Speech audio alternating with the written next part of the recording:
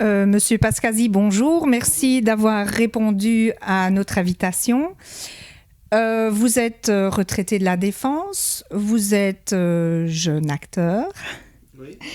Mais vous avez quand même 350 tournages plus ou moins à votre actif. Vous avez démarré au bas de l'échelle, je vais dire. Vous avez démarré comme figurant, silhouette, petit rôle. Vous avez fait de la publicité, vous avez joué dans des séries belges, dans des documents fiction, des reconstitutions et j'en passe. Vous avez évolué au niveau du cinéma en étant chef de file, en étant jury Cinévox, en travaillant pour le Festival international du film de Liège, en accompagnant les stars. Et aujourd'hui, je voudrais que vous nous racontiez un petit peu votre parcours. Comment êtes-vous arrivé au cinéma ? En étant, j'imagine, pas né dedans. Bon, je vais dire, je vais pas rien inventer d'exceptionnel. On est arrivé là tout à fait par hasard, c'est-à-dire que on avait l'impression que pendant des années, les grosses productions ne venaient jamais tourner en Belgique, et grâce au Tax Shelter, les grosses productions ont commencé à venir tourner en Belgique, et je me disais que c'était peut-être l'occasion pour moi de côtoyer peut-être les acteurs et de voir un peu ce qui se passe sur les plateaux de cinéma.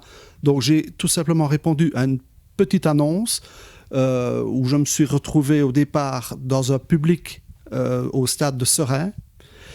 Et puis, de par mon gabarit, de par ma prestance peut-être, je me suis retrouvé à jouer le steward du terrain. Et au dernier moment, le réalisateur m'a demandé de faire l'arbitre. Donc, c'était assez amusant. J'ai rencontré plein de gens qui venaient de tous les milieux.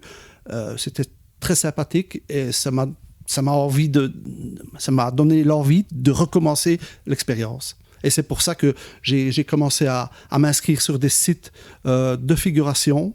Et quand je correspondais aux recherches des chefs de file, ben, j'étais repris et je prenais chaque fois un petit jour de congé pour aller tourner. Et comment est-ce qu'on peut faire sa place dans ce milieu du cinéma ? Alors, tout d'abord, c'est une question de physique. Donc, quand on est choisi, on recherche telle personne avec un tel physique, un tel âge, pour faire un rôle bien spécifique. Et on est repris sur un casting photo uniquement, puisque le figurant ne parle pas. Il est simplement repris pour son aspect physique. Donc, de par mon ancien métier, où à l'époque je travaillais toujours, le fait d'être militaire, quand on est plutôt dans des rôles de policier ou de gangster, et c'est pour ça que lors de leur recherche, j'étais repris souvent dans ce rôle-là. Oui, alors de fil en aiguille, on avance puisque vous êtes quand même devenu chef de file, vous avez quand même travaillé au Festival international du film, donc vous avez petit à petit fait votre petit bonhomme de chemin. De toute manière, on fait des choses par passion. Donc j'étais passionné de jouer, j'étais passionné de découvrir tout l'envers du décor, et c'est pour ça que au fur et à mesure on va dire de l'expérience que j'étais en train d'acquérir, j'avais envie toujours d'aller un petit peu plus loin, un petit peu plus loin et un petit peu plus loin. Et c'est pour ça que quand les occasions se présentaient, je ne les ratais pas. Et on est accueilli comment, comme ça, dans le monde des acteurs ? Parce que finalement, vous avez quand même côtoyé pas mal de stars. Comment est-ce qu'on est accueilli ? Il faut savoir que dans le cinéma, il y a plusieurs stades. Il y a la figuration, les silhouettes et les rôles.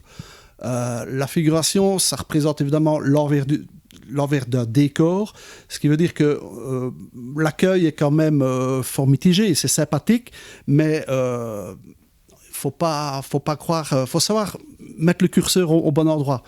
Donc, et à partir du moment où vous devenez des silhouettes, il y a déjà une attention particulière avec la personne. Donc un certain respect mutuel qui se crée. À partir du moment où vous devenez comédien, là c'est encore un autre palier que vous franchissez.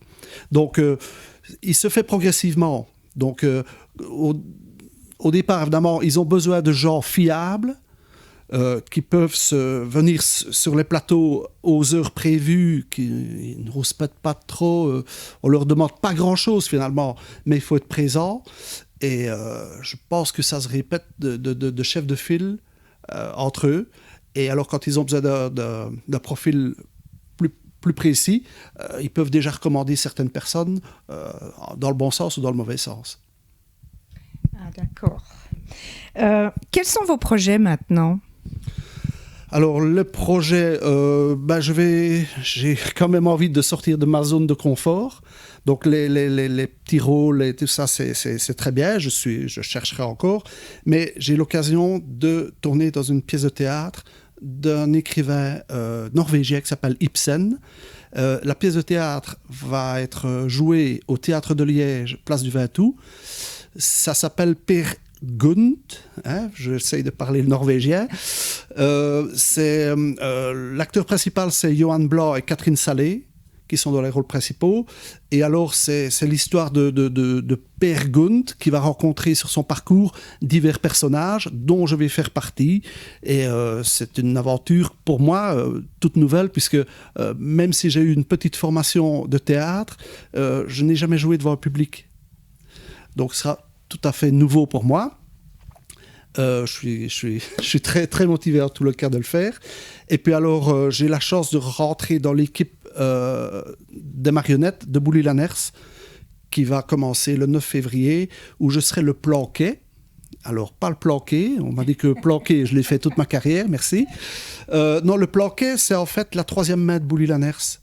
Dans le jargon des marionnettes, c'est tout ce que lui ne peut pas faire. Donc lui, il va manipuler les marionnettes, il fait les voix, il fait le jeu de lumière avec son épouse, et moi, je m'occuperai des bruitages, des roulements de tambour, du sifflet, de la musique.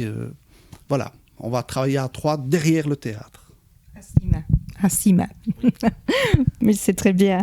Alors, on est aussi là pour parler du cinéma, évidemment. Donc, j'aurais voulu que vous nous présentiez un petit peu le film Jacques Brel et le rôle que vous y jouez. Oui. Bon, alors voilà, comme je vous l'ai dit, puisque j'ai commencé un petit peu à connaître beaucoup de monde dans le milieu, j'ai quelqu'un qui m'avait téléphoné parce que je correspondais physiquement à Jojo, qui joue le rôle du meilleur ami de Jacques Brel. Et c'était surtout pour une vision physique où il y avait une certaine ressemblance avec le vrai Jojo. Donc je crois que je suis le seul à avoir joué Jojo au cinéma, en tous les cas actuellement.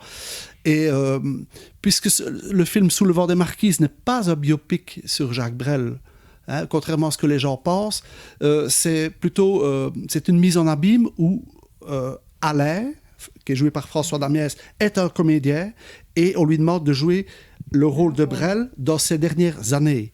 Donc il ne chante pas dans le film et tout ça. Et moi, je suis son ami, Jojo, et j'ai eu la chance de jouer avec François Damiès, qui pour moi, c'est un honneur et une fierté. Oui, tout à fait. Pour nous aussi, d'ailleurs. Eh bien, en tout cas, moi, je vous remercie beaucoup d'avoir accepté de répondre à nos questions. Et je suis ravie, en tout cas, de vous avoir rencontré parce qu'on peut se rendre compte, évidemment, qu'en partant d'un milieu qui est très sérieux, on va dire, on peut aussi vivre une véritable passion, et avec le cinéma et plein d'autres domaines. Donc moi je vous souhaite bon vent, beaucoup de succès et beaucoup de plaisir.